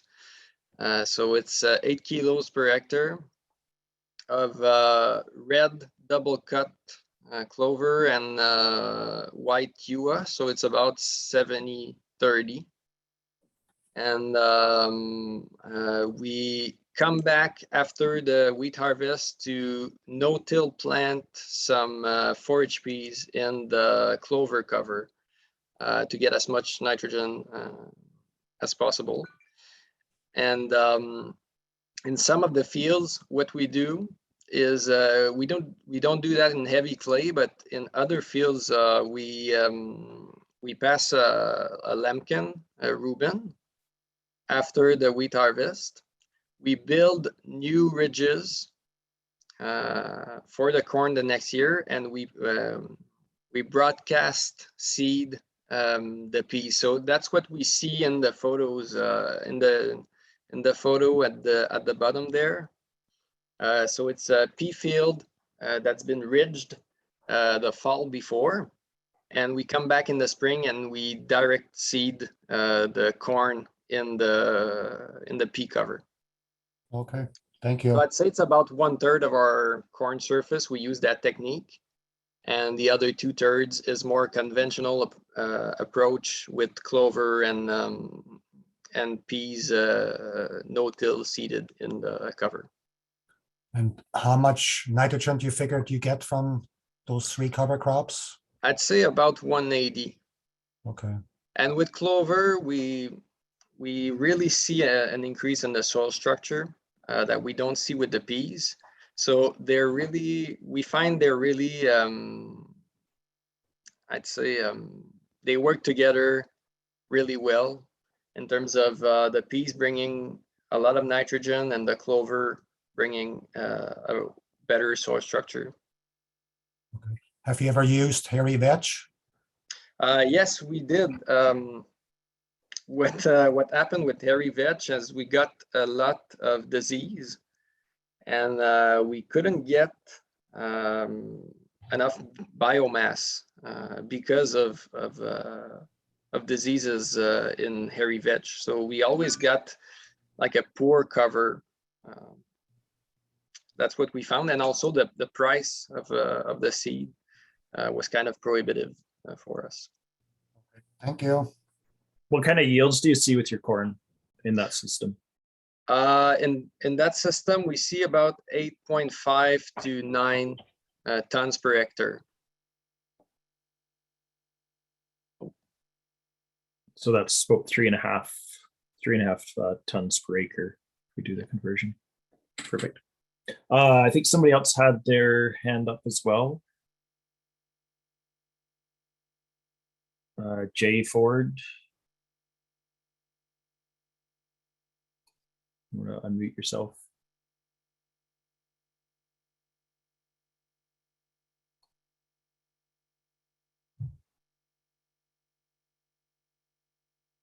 Okay. I'm not sure whether you're having trouble unmuting yourself or anyway, maybe we'll just wait here for a second, see if you can get your microphone working. In the meantime, we've got another question that's come in here. I'd like to hear the presenters' thoughts on spring cereals. Like many, I didn't get winter wheat planted and I'm looking for a spring cereal. My crop advisor advised against hard red spring wheat where I am, just north of Toronto, due to fusarium risk. I've had spelt suggested to me. Are there spring varieties? Yes, there are spring varieties of spelt. They don't tend to yield as high as fall varieties. But yeah, it will pay a little better than oats or barley. So Brett, Jen, Matthew, what are your thoughts on spring cereals? Well, for us, spring cereal is kind of an imperative because we do transformation, we do processing here on the farm, and we see that our flour customer, they have quality imperatives that kind of forces us to go towards spring cereals. But in terms of from an agronomic standpoint, there's nothing compared to winter wheat in terms of benefit that we get. We try to do some of it and incorporate it into our spring cereal volumes. But the marketing has been challenging for us.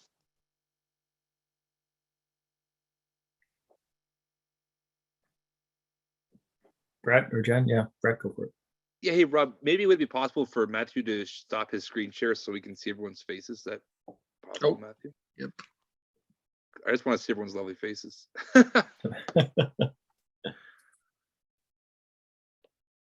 How do I do that? I think I can do it from this end. There we go. Great. Well, I don't know. I guess it kind of depends on this particular person. Like, you know, what are they planning from a marketing perspective. If that would be sussed out a little bit, that'd be kind of good to know.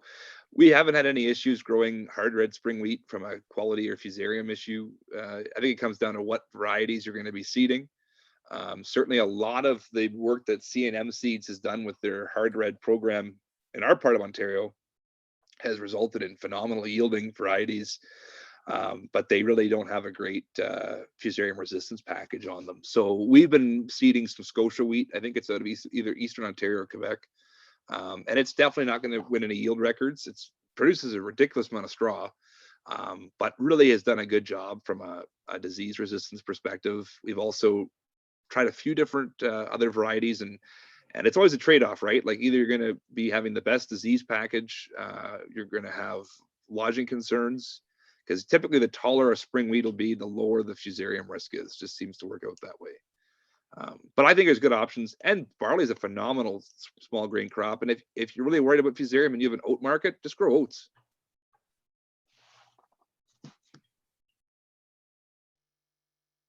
Jen, I see you nodding along there, and I know you're an expert on Trying seed to varieties. trying to unmute. So tying back into what Matthew and Brett were talking about, like I would say the first thing is you want to watch your rotation. Fusarium is very much tied to what the residues are that are in your field.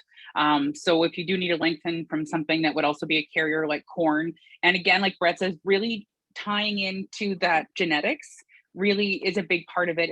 And just your flowering date, just something as simple as, people don't realize it, but even just having a wide window of flowering can really increase your chances of fusarium.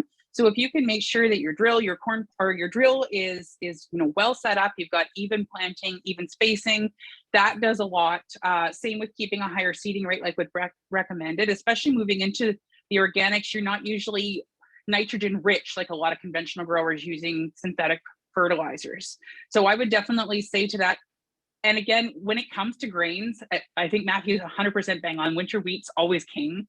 But if you're forced to go with spring because of poor cropping conditions or just your rotation, look and see where your market is. Around where we are, like I love growing oats, but if you can't get the field in early, the oats won't stand up. Barley works really well if you have a bin locally, because the feed guys are looking to buy it later on in the year. And again, within the organic marketplace, you do have a selective clientele. You have good buyers, like the company Rob works for, that will purchase that. So I'm always a big fan of working backwards from the market and then making the agronomics fit. Again, spring wheat is a really good crop, and with good management, I think you can overcome a lot of the fusarium concerns, but I don't want to in any way go against what your agronomist had said. I just think it's worth a follow-up conversation. Great, thanks guys. Another question here from Mike about drainage. How well tiled are your fields? The question is meant for me? It was just a general question. So go ahead, Matthew. You can answer first. Okay, especially in our heavy clay, we spent I'd say the 6 or 7 previous years tiling, doubling our tile on every field, and we've invested a lot in that recently. It made an amazing difference. It really and while doing it, we noticed that maybe our system wasn't as well designed as we thought. It was done by contractors in the 90s, where a subsidy program in Quebec was in place, and we really noticed a great yield increase and better weed control where we doubled the tiles. And but right now, I'd say we're in tip-top shape in terms of drainage. Yeah. Jen, yeah.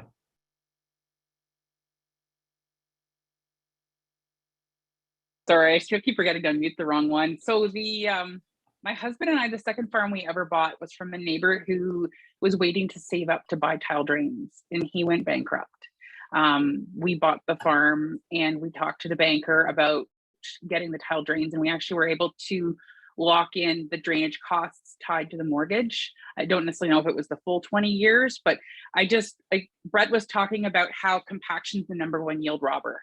And Matthew was talking about how, drainage and weed pressure really are tied together. So I would say, when you're talking about soil health in an ecosystem, in just any of your ecosystem diversity, is like, we're looking to cultivate an aerobic environment.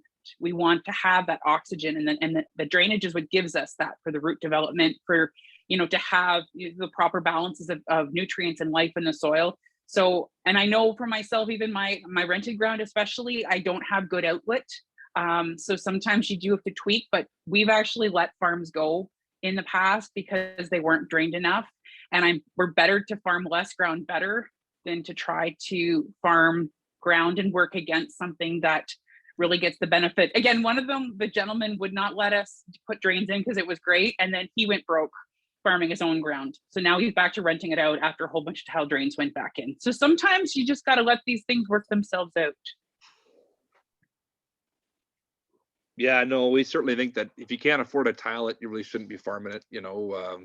We've got rented ground now as well that we're paying to put tile in, and it certainly is expensive. Like, the drainage contractors remain busy, and there certainly is a lot of cash that can be tied up in it. But I think for most organic farmers, hopefully you have a good relationship with rented ground as well. Certainly it's a long-term process. And if you're going to have a long-term agreement anyways, why not put that tile drainage component of it? In terms of the spacing, we split drained a lot of our original stuff that was on 50-foot centers down to 25 feet. We farmed some stuff that's drained on 30s, and that seems to work pretty well. We've taken on some other ground and recently that was drained at 50, and it's actually gonna be split drained this winter yet, because I don't think the way they were farming it, you can really have ground in our area drained on 50-foot centers, and it is sufficient. Maybe in the 70s or 80s it was, but after all those years of just pounding the ground that folks have been doing, I think probably 25 to 30-foot centers is ideal for our area. Yeah, and that answers, I think, a question that Jason just brought up here about doubling tiles. And so, yeah, Jason, that's actually, when you talk about doubling tiles, it's cutting the distance between tiles in half. Couple of questions here. Oh, sorry, Yeah, Rob, no, go ahead. At the actually we got into tiling our land ourselves. We got some formation, some training in terms of doing that ourselves, and we actually bought a plow. And I think most of field crop organic farmers are set up with RTK GPS, and it's really not that simple to do it ourselves to reduce cost. Actually, not that simple, not that difficult. I'd say it's not that difficult to do ourselves, and that way we managed to reduce cost by about 30%. And so that's an idea to keep in mind, I guess. A couple other questions here for you, Matthew. One is if you sell organic sunflower seed for planting seed for crop, and then also if you mill any organic oats. Actually, we don't grow any sunflowers anymore, and I forgot to mention that we moved that part of the business to a member of the organic farmers co-op that we were part of, and we decided to concentrate a bit more on processing the wheat. So no, we don't produce any sunflower seeds. We used to source them from Europe. That's what worked for us. And we only process wheat at this time. So we do Kamut wheat, and the rest is hard red spring wheat, and a bit of winter wheat also.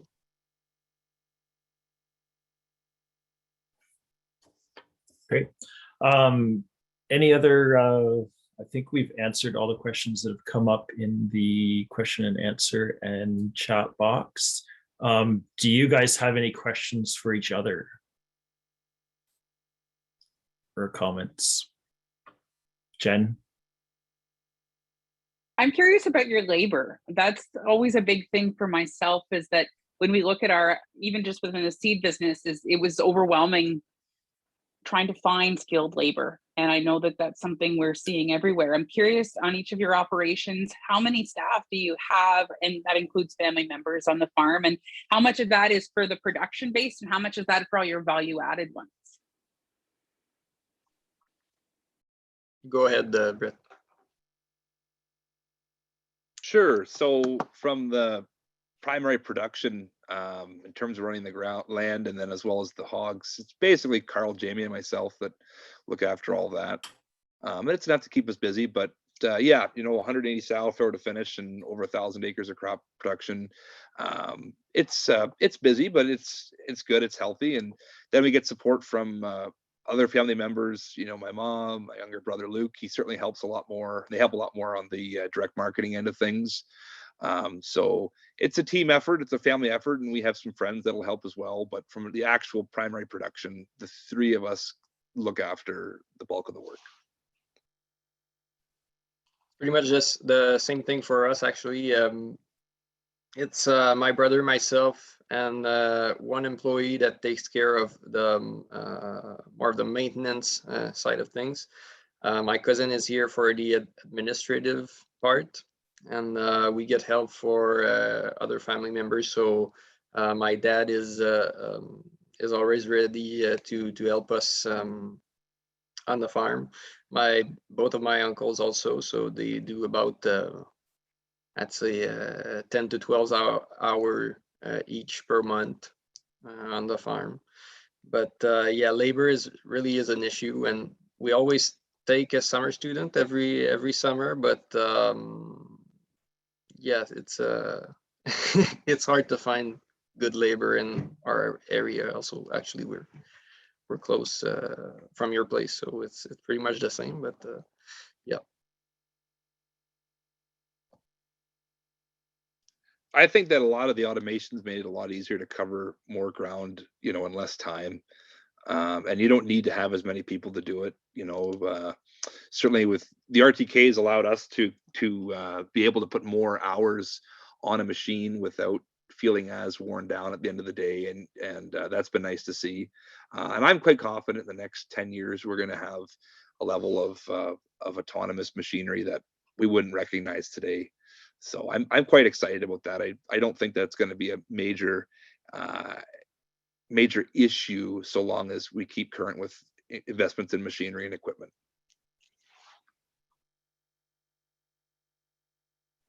That actually brings me up to a question. I was creeping you both on Facebook in prep for this, and you both use electrical weed control too, don't you? Have you at least experimented with it? Is that true? Could you talk about that a bit?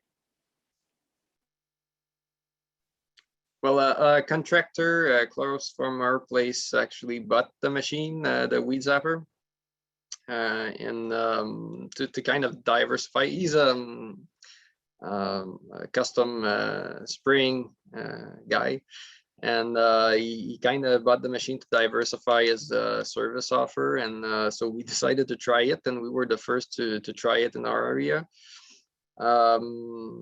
We wanted to use it for perennial weed control, for Canada thistle in particular. We had some problems with that being in a reduced tillage system, and so we tried it this year. The results were good at first, but the thistle quickly came back, and we actually wait for next year to see if the damage to the root system was enough that the frost of the winter be enough to kill the plant. So we identify some GPS points in the field, and we're going to come back next year to see if the damage was extensive or not enough or not. So, but in terms of not perennial, but the other kind. The word doesn't come to mind, but yeah, annuals. So in terms of annuals, it was pretty good for that. So yeah, we just had a custom person come in and do some zapping for us this year too. I'm not rushing out to get one of them yet. I don't think it provided the level of efficacy that some might want to project it to having. And I mean, it's one of those things, like anytime you work with that level of electricity, you kind of have to wonder what are the repercussions that we're not seeing. And I don't know if there's answers to that yet, right? Like if it's, and the other thing too, of course, is any tool that's being used or overused for that matter, I think can really provide great opportunity for weeds evading that, right? And then they're going to have a selection pressure on the height of the plant at a certain time of the year. So it's probably a great tool for folks to consider. I think they got to try it out for themselves, but like anything, you know, Matthew's been in this a lot longer than we have. It's a bunch of different tools that they're using, and I think that's probably the best way to achieve it. There's no one silver bullet, right? It's a whole farm to make it happen.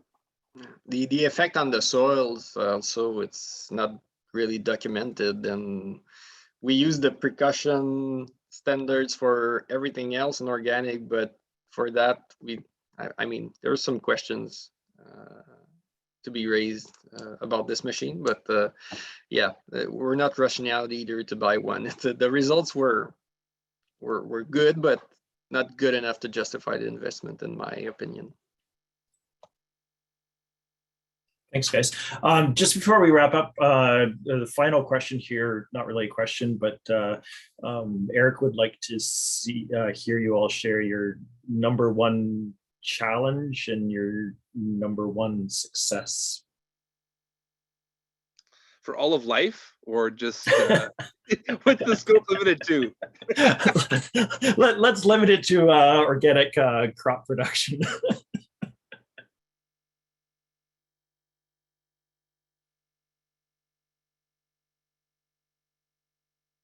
Probably the biggest issue has been managing perennial weeds and staying ahead of them so they don't become a problem.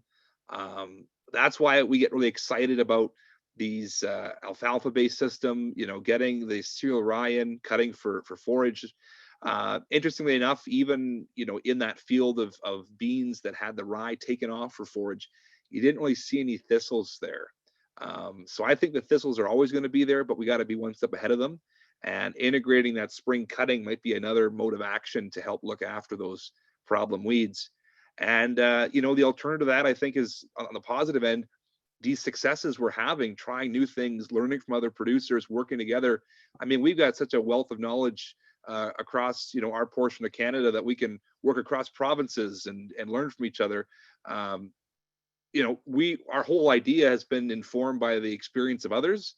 And if we can get this alfalfa corn figured out and this soybean with cutting the rye for forage, I think there's a higher degree of probability that way than the constant, you know, no-till or crimping. So I'm pretty bullish for what 2022 will bring.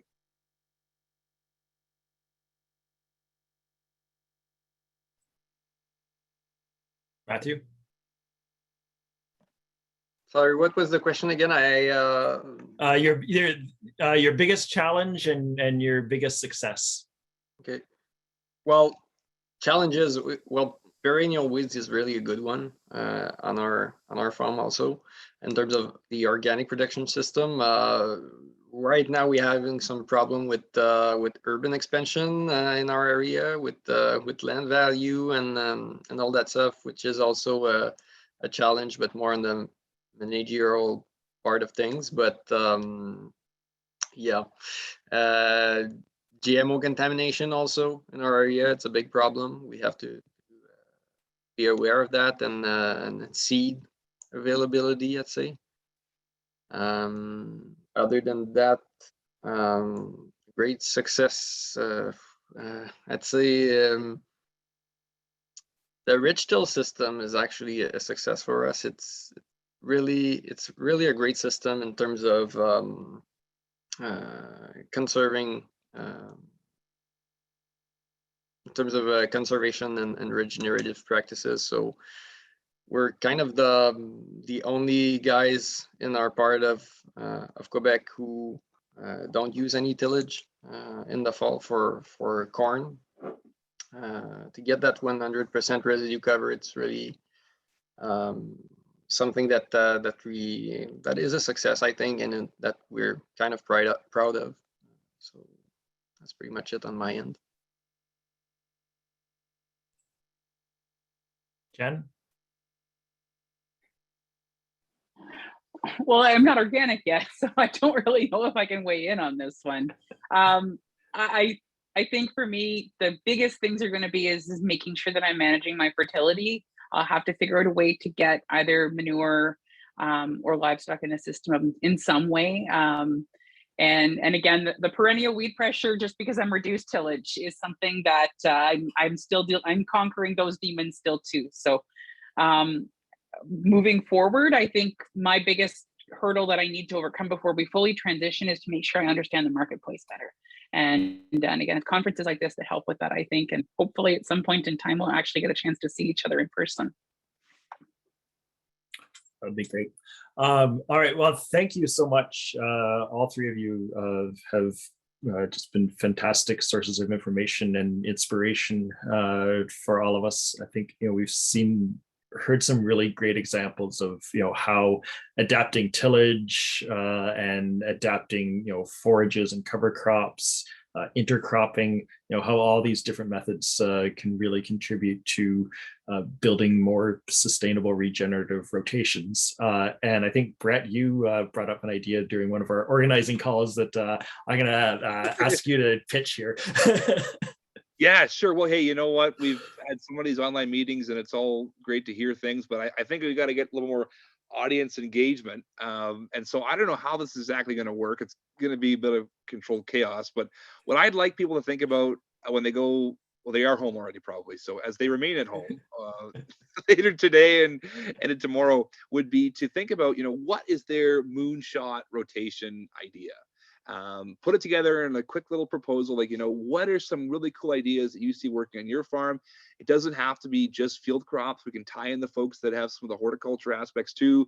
And there's a great email address that Jamie just put in the chat. Submit it to that email address, what the rotation could look like or what the cropping system could look like, and then a few of the key parameters that it'd be trying to achieve. So how is it looking after weed management, building soil health, reducing the potential for weeds to get ahead of you, and hopefully also looking at actually fueling the crop, or using manure, or using cover crops. How's it working?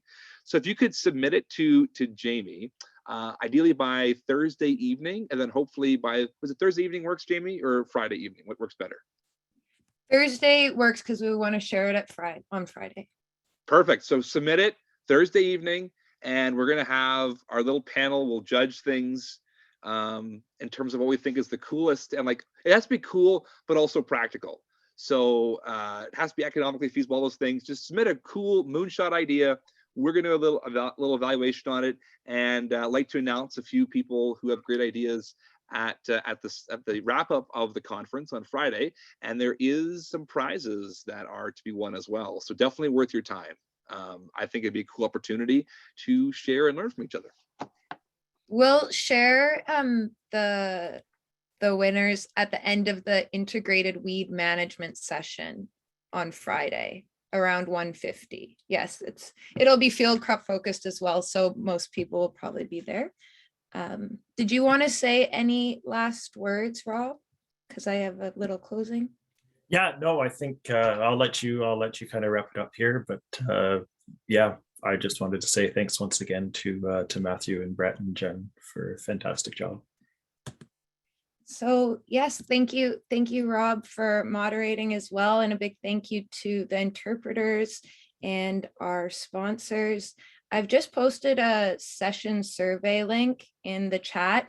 Please provide us with feedback on the survey or on the session. This information helps us improve your experience at the Guelph Organic Conference.